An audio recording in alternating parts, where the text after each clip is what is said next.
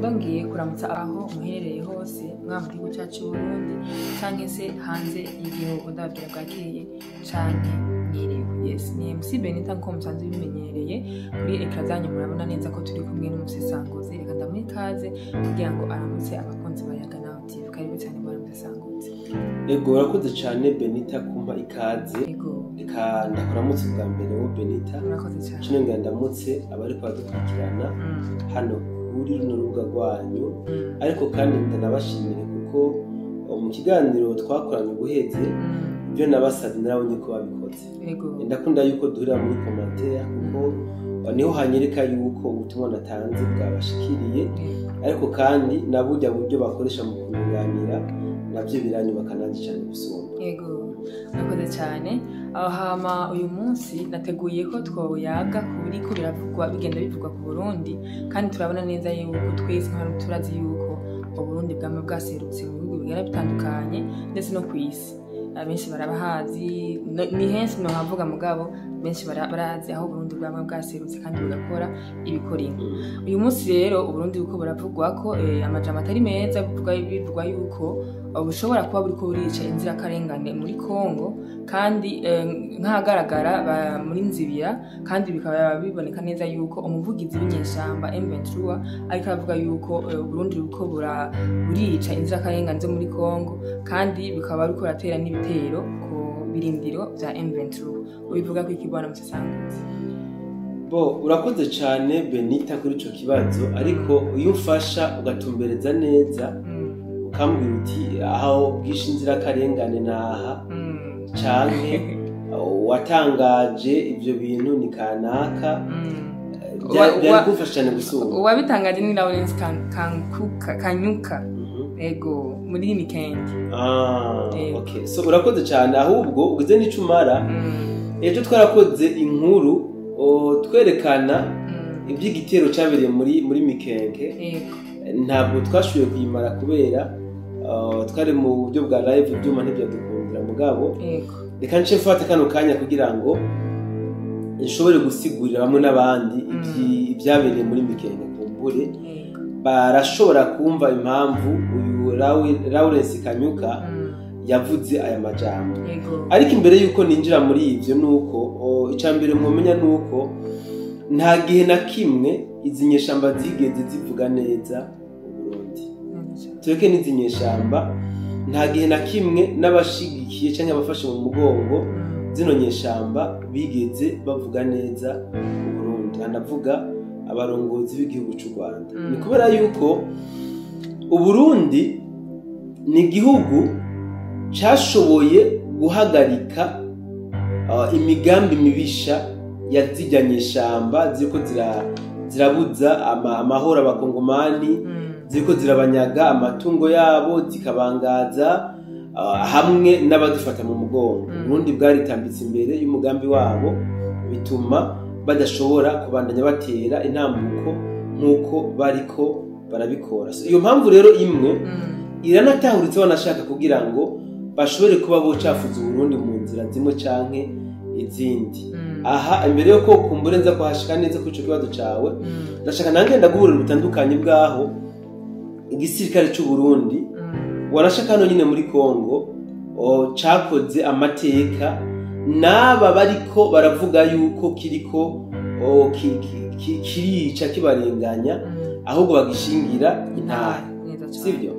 Ubuce bwose igisirikare cy'u Burundi cagezemo, kumbere sinzi ko abanyaka documentaire bakoze kahantu igisirikare cy'u Burundi cagiye kirashika muri Kongo, cahazana ibintu bitandukanye. Icambere cahashira discipline. Kujya kuntu wasanga hariho imigwi itandukanye y'inkorabara muri Kongo, hano mvuga imigwi y'abasuma bitwaje ibigwanisho bicira umuriro canke abitwaje ibigwanisho kama. Abo bose igisirikare cy'u Burundi carahashira ku murongo kikabatuza, abene gihugu bakishira bakizana. Sivyo? Mu bice bwose ndabisubiramwo igisirikare cy'u Burundi cagiye gishika. Ikindi kintu igisirikare cy'undi cakoze muri Kongo, igisirikare cy'u Burundi ahantu casanga abene gihugu badafise, reka mvuge uburyo bwo kwitabwaho mu buryo bw'ubuvuzi igisirikare cy'u Burundi caca gifata mu minwe ico gikorwa kikagenda kibavura. Ni ukuvuga imiti yabigeneye kuvura abasirikare niyo baca bakoresha mu kuvura abenegihugu. Igisirikare cy'u Burundi kirafasha ibintu byinshi muri Kongo aho wanashaka canitayeho cane abana novuga batafungura neza bagwaza ingwara za kwashi uko abamarnuri. Igisirikare cy'u Burundi ibi kirabifata mu minwe kirabitunganya biragenda neza. So gasinzuza rero igisirikare cy'u Burundi carakoze ibintu bihambaye cane hano nyene bariko baracagiriza kumbure ndaza kugaruka ko neza aho cashoboye guhagarika ibitero vya Red Tabara yabatumwe n'u Rwanda kugira ngo baze kubigaba ku bwoko bw'abanyamurenge hariya muri za Minembwe n'ahanyene za Mikenge za Birarombi n'andi atandukanye. Igisirikare cyo nico cashoboye gufata ya mbere kirahagarika ivyo bitero ndetse n'abanyamurenge bashoboye kugira ibibazo bagira ibibazo kumbure muri ivyo bitero kirabitaho. Hariho nabo kino gisirikare cy'u Burundi caje kuvuriza hano ubutaka bwacu nano bagihari. So urumva ko cakoze ibintu by'amateka hano ku butaka bwa Kongo n'ibindi byinshi no bivuga aho wasanga hariho imigwi y'iterabwoba hajya muri Kongo igisirikare cy'u itujije haraba ituze. Ni ukuvuga agace kose kaba gashitsemo umusirikare w'umurundi na n'ubu magingo aya usanga ari agace gatuje abenegihugu baho usanga bari kuri discipline bari ku murongo. Ibi rero ni ibintu novuga sukurata igihugu cacu ngo nuko ngari cyo mvukamwo oya ahubwo akeza karigura kandi ikindi bavuga ngo wambaye neza ntahena sivyo ariko kandi ugutuka ntagutorera. So biriko rero biratangaza cyane kumva hariho bamwe n'abandi biha gucafuza urwego rw'igisirikare cy'u Burundi mu manyembwa n'amateshwa atagira izina. Ukabona umuntu avuye yava ntazi n'amateka ya kino gisirikare akubaho kakaja kumugangurukana bumenyi agasemerera ngo igisirikare cy'u Burundi ucamaze abakongomani ucamaze abenegihugu ukiriko kirakora genocide. Kandi amakuru twebwe dufise tuba dufitiye n'ivyemezo atandukanye nayo mateshwa abo bantu baba bariko baravuga. So uzubirabe neza kumbure nuko utarabigenzuza mu gutangazamakuru imisi yose uzokumva bavuze ngo igisirikare cy'u Burundi kiriko kirakora ihonyabwoko muri Kongo canke ngo cishe abenegihugu b'inzira karengane. Ni mu gihe hazoba habaye imigwano zijyanye ishamba zigatakaza abasirikare batari bake. Iyo igisirikare cy'u Burundi cashoboye gufasha abawazarendo canke FRDC kwivuna umwansi mu buryo bushimishije, ujya yari umwansi wa wazarendo bino bitangazamakuru niwe bica bihindukira bikavuga ngo ni umwenegihugu. None umwenegihugu azogwa mu ikambi ya gisirikare azoba yagiye gukora yindi n'ibisiga bye. So reka rero nkunde ninjire neza muri kino kibazo cawe kuri aya majambo cyane cyane yavuzwe na Lawrence Kanyuka kuri kurubuga rwa X yiwe aho yanditse avuga yuko ngo coalition ya FRDC ngo bashoboye kubombarda mu gace ka Mikenge no mu micungararo yaho ngo bakoresheje indege zahagurukira muri Uvira izindi nazo ngo zigahagurukira i Bujumbura. Sivyo ndashaka kwanza ndakumenyesha mu gutangazamakuru ashaka kutabizi kumbure n'ababizi n'abatari babizi bandi bavyumvireho mu byukuri ku munsi wejo haraba igitero kiremereye muri Mikenge. Ça c'est vrai kandi n'igitero novuga batagavye bahubutse, ni igitero bari bazi neza, ni igitero kandi cyari gifise ico kigamije. Izi nyeshamba zari zifise imigambi yuko zigomba gutera Baraka, sivyo? Kuri uyu munsi tuvugana, izi nyeshamba zari zifise gahunda yuko zigomba kurara zateye Baraka zikahigarurira. Mugabo mu gutera iyi Baraka zagomba kujijisha muri Uvira, zigire abo zirungitse basa n'abamanuka bavuye hajya muri Mikenge, basa n'abaje kurasa muri Uvira, kugira ngo iyi coalition FARDC bace batumutwe baze kugira ama defense muri Uvira. Zino nyeshamba nazo zikeneye guca zikorokera zigira hirya muri Baraka. Aya makuru rero biciye ku nzira y'ubutasi igihugu cy'u Burundi cara yaronse kyashikiriza coalition yose ya FARDC baraca ijya nino baca barabitanga. Ni kuvuga hajya wumva bakomye induru ngo bishe abenegihugu b'inzirakarengane n'abasirikare bari hagati y'ibihumbi 8 n'ibihumbi 10 bari begeranirijwe hano muri Mikenge kugira ngo baje gutera Baraka, baje gufata Baraka, abandi nabo bamanuke muri Uvira.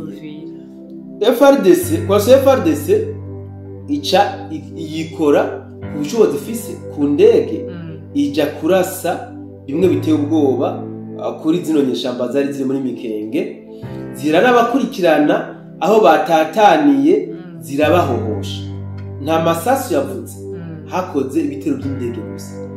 Rero umutangazamakuru urumva ko bibabaje kandi birateye n'agahinda sevre ku ruhande rwa M23 kubona basho gutakaza abasirikare banganuku bari biteguye gutwarwa kuja gufata Baraka. Birababaje gusohora amatangazo novuga yo kubika, gucura intimba, kugaragaza akababaro kuri bo, birumvikana kuri inshuro tubatahore kabisa, kuko barabuze mu buryo batari biteze. Babura abasirikare bato, abasirikare bakuru, harimo abakoloneli batandukanye. Mu by'ukuri umva yuko ari ikintu kidasanzwe. Rero ikintu gusa novuga ko kitameze neza, uyu Lawrence Kanyuka yavuze ni ugucihagiriza ngo barashe abenegihugu. None zino nyeshamba zigwanisha abenegihugu ko tuzi ko FARDC yarashe ahantu hari zino nyeshamba muri hano muri Mikenge. Nta benegihugu bari bahari, nta benegihugu namba bari bahari, zaraharashe bien hari nyeshamba. None bigenze gute ngo bano zino nyeshamba Lawrence Kanyuka aca hinduka zite ko ari abenegihugu naho nyine b'inzirakarengane kugira cyafuze Burundi? Ni kugira ngo yerekane ko kumbure iyi coalition FARDC iriko irica abenegihugu, iriko irarasa abenegihugu muri ya ntumbero yabo yo kugira ngo bakomeze kuronka uburyo basaba imfashanyo ahatandukanye, berekana yuko bobo aribo baje kuba bakiza babenegihugu b'abakongomani, magingo aribo bariko barica abakongomani, babasahura utwabo, babangaza, babahora ubusa. Ibi mutangazamakuru byaje byikurikiranya n'ibyari biherutse kuba muri Nzibira. Kumbura ibyo muri Nzibira twavuze mu byo bwiyaguye, ariko none ndabigaruke ko gatoya. Izi nyeshamba zikora meeting muri Nzibira, zihaya zikubita mu gatuza yuko zigaruye Nzibira, ntizari zizi bizagukurikira. Aho bazirasiye muri Nzibira bakazituza bakazomora, zaciye zigaruka kandi zikoma induru yuko iyi coalition iri kwirarasa abenegihugu, mu gihe deja abenegihugu benshi bari bamaze kuva muri Nzibira. Izi drone wumva zirasa avec précision, zarashe ku birindiro bya ziyanyeshamba, zirabashwiragiza, zibakurikira amashamba yo batatanye, zirabarasa. Mugabo nticabujije yuko baja ku mbuga zitandukanye basemera bakoma induru ngo FARDC ngo yahagurukije indege ngo zivuye ku butaka bw'u Burundi ngo ziza kurasa abenegihugu muri Nzibira. Yego data nimbe zirasha abenegihugu muri Nzibira, ko baterekanya amafoto y'abenegihugu zirasha muri Nzibira. Canke aha bari kwavuga ngo muri Mikenge ko baterekanye amafoto y'abenegihugu barashwe muri Mikenge. Mugabo twebwe turafise amafoto y'inyeshamba zarashwe muri Nzibira, turafise amafoto y'inyeshamba zarashwe muri Mikenge. So nibareke rero guta wakuba nibo bawucanye nibawoti. Tuzikane ko mu kindi bavuga ngo rukasha ngo mumwa barabwikarihirije rero nibatekane rubamwe. Nayo kwibaza yuko ngo aya maborogo yabo harico aza guhindura ku mikenyuro perezida wa Kongo yafashe, nibacire birarura nibicare uyu muti bavugutiwe bawumwe, uyu muriro bacanye bawote, kuko nta wundi umuti w'intambara n'intambara, ubuti w'amasasu n'amasasu nibo bawucanye rero nibatekane bawote. Akoze cyane bwana Musisangozi kuba uduhaye umuco kuri ico kintu. Tukaba turumva kandi ko izi nyeshamba nyene kubera yuko izi ntamba ziko ziraba bashobora gutera Burundi. Eske ibi bintu bwana Musisangozi ubivuze ko iki navyo nyene? Urakoze cyane mutangaza makuru. Iki ni kibazo umuntu acumvise ukibajije nkuko ashobora kukwihenda ko wanashaka akibaza yuko kumbure uwo buri kuragira propagande yaziyanyeshamba cyane ziyambwe za Saramba, kuko ibitangaza makuru byinshi byakujya Kanyaru nibyo biko bivuga ngo karabaye noneho ngo nginyeshamba ngo za M23 ngo zigiye kurasa ngo ku Burundi, kubera ko ngo Burundi ngo nabwo buri ko burarasa kwindiro byazo. So uyu n'umuco ngomba ntange reka mvuge mu buryo bwiramvuye bamwe n'abandi bavyumve. Uburundi kuba buri muri Kongo ni igihugu cagiye gufata mu mugongo ikindi gihugu, sivyo? Leta ya Kongo yarasabye ubufasha Uburundi buriko buratanga ubufasha, sivyo? Iki gihugu nako izinyeshamba zozo ntabwo ari igihugu, n'umuhari. Nshaka nawe utiterabwoba kuko uravye amahano n'amabi bariko barakora abakongomani mu by'ukuri n'abateroriste. Bivuze ngo rero Uburundi burashobora kurasa kuri M23, burashobora kurasa ntihagire ikibazo na kimwe kihaba, kandi barabifitiye n'ubushobozi. Nuko gusa kumbure amasezerano afite na leta ya Kongo atabarekurira kugaba mu ibitero mu buryo bweruye ku birindo byazijanyeshamba.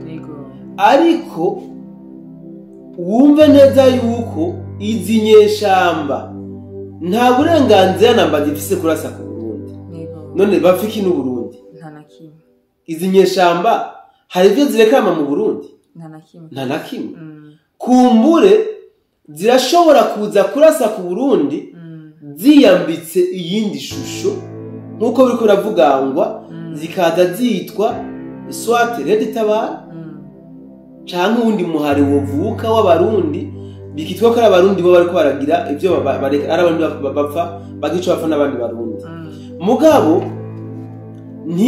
nta n'umunsi n'umwe ntizizopfa zije kurasa ku Burundi nk'inyeshamba za M23, kuko nka hamwe izi nyeshamba zokora ikosa ryo kurasa ku Burundi zije nka M23 zoba zirangije intambara muri Kongo. Ndakubwije ukuri zoba zihejeje intambara muri Kongo, kubera yuko abarundi boca bafata umwanzuro noneho kuja kwivuna umwansi mu buryo bweruye. Abarundi ntitwosubira muri Kongo nk'abagiye gufasha FARDC, no, twaba tugiye kurondera M23 kuko yaduteye. Twego turi igihugu kiri souverain, dufise ubwigenge bwacu.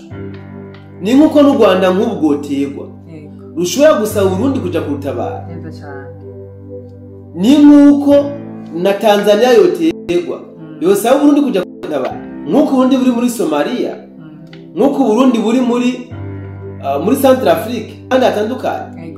Kubera iki abayesha babo bataza gutera mu Burundi? tuzi n'ibyo abarundi bakoreye aba Al-Shabaab nuko Al-Shabaab ntabwo ari igihugu. Kuba Uburundi bwagiye kurasa kuri Al-Shabaab ntabwo bwagiye kurasa ku gihugu.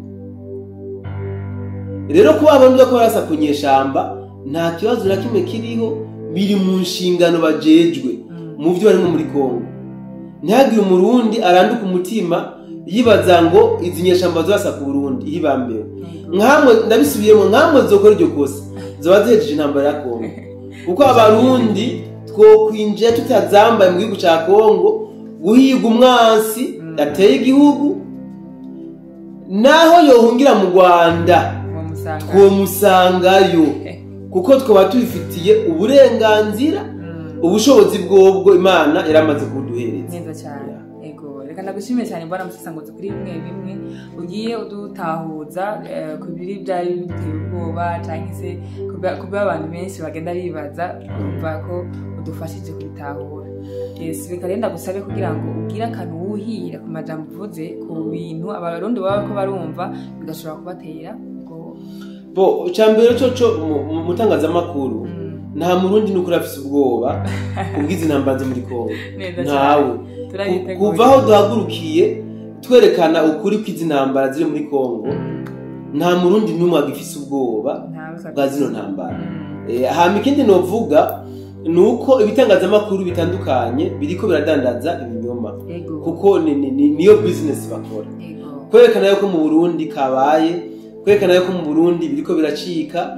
Ariko ikindi navuga, hariho abarundi bahunze 2015 bari muri za Red Tabara, bari muri za M23, hariho kumbera bakiri mu makambi y'impunzi. Nabajya novuga ko ari ama element dangereux, kubera ko bashobora kuba bari mu batera ubwoba abari mu gihugu bafatiye ku byo bumva. Dufata nk'akaroro kari muri Red Tabara, abasirikare bato bobo magingo aya barahendwa yuko vuba baguca bataha gufata Burundi, igihugu cy'u Burundi. Aba rero kumbure barashobora kungikira ubutumwa biwabo bakabwira ati rero twebwe vuba cyane turaje kurasa ku Burundi. Ntibamenye yuko ari za ndoto batazopfa bashitseko.